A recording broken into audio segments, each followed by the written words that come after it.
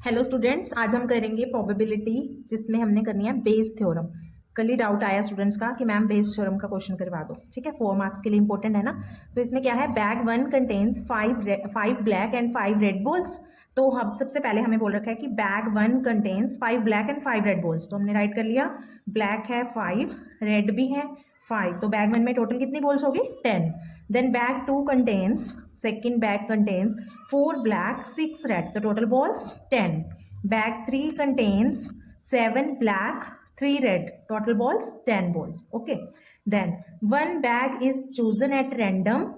One bag is chosen at random means कि हमने एक टाइम पे एक बैग चूज किया। अब हमारे पास टोटल बैग कितने हैं, 3 बैग्स ना। तो हमने क्या किया, लेट कर लेते हैं पहले बैग ए को, बैग फर्स्ट को ए, बैग सेकंड को बी और बैग थर्ड को सी। तो बैग ए की प्रोबेबिलिटी कितनी है, कितने हैं बैग ए, 1 ना, और total bag 3। Similarly bag B की प्रोबेबिलिटी भी 1/3 क्योंकि बैग बी भी एक है और सी भी कितना है, एक। तो 1/3 1/3 1/3। अगर आपके पास यहाँ 2 बैग होते हैं ना, तो आपने यहाँ पे क्या राइट करना था, 1/2 1/2, क्योंकि फिर 2 ही बैग होने थे, एक बैग आपने सिलेक्ट करना है और एक उसकी probability. And a ball is drawn from it which is found to be red. अब हमने ना तीनों बैग में से रेड बॉल फाउंड करनी है। तो हम रेड बॉल पहले हमने किस में से फाइंड करनी है, ए बैग में से। Similarly red ball B bag में से और रेड बॉल सी बैग में से फाउंड करनी है। तो फर्स्ट बैग में रेड बॉल कितनी है आपके पास, 5 और टोटल है 10। सेकेंड बैग में रेड बॉल 6 और टोटल 10। थर्ड बैग में रेड बॉल 3 और टोटल 10। तो जब भी कोई ऐसे क्वेश्चन होते हैं ना जिसमें हमें प्रोबेबिलिटी भी दे रखी होती है और मतलब हमें बैग्स भी दे रखे हैं और उस बैग में से कोई रेड बॉल जैसे फाइंड करनी है, तो मतलब उसकी क्वालिटी भी दे रखी है, तो ऐसे क्वेश्चन में हम बेस थ्योरम अप्लाई करते हैं। तो सबसे पहले ये राइट करना जरूरी है कि बाय बेस थ्योरम। अब हमने find probability that it was drawn from bag 2। Bag 2 में से रेड बॉल फाइंड करनी है ना। तो बैग 2 का नेम क्या था, बी। तो हम राइट करेंगे बी और इसमें से कौन सी बॉल फाइंड करनी है, रेड बॉल।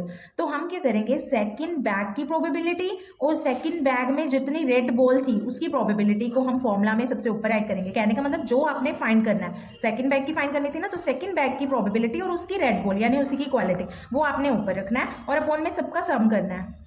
एक ए बैग की प्रोबेबिलिटी, ए बैग की red balls, then plus B bag की प्रोबेबिलिटी, बी बैग की red balls, then C bag की प्रोबेबिलिटी और सी बैग की रेड बॉल्स। अब प्रोबेबिलिटी ऑफ बी कितनी है, 1/3 और इसकी रेड बॉल कितनी है, 6/10 मीन्स ये 2 things. Then 1/3 5/10, 1/3 6/10, 1/3 into 3/10। Now multiply कर लेंगे, 6 1 6/30, 5/30, 6/30, 3/30। क्योंकि अगर आपने कटिंग करी ना फिर आपको एलसीएम भी लेना पड़ेगा। अगर आप एलसीएम नहीं लेना चाहते तो आप डायरेक्ट कर लेना। अब क्योंकि जब डिनोमिनेटर सेम होते हैं तो numerator as it is add कर दिया जाते हैं ना। तो 5 + 6 11, 11 + 3 14, देन 30 30 कटिंग, 6/14 कटिंग कर देंगे 2 के टेबल पे। ठीक है, तो आंसर इज 3/7।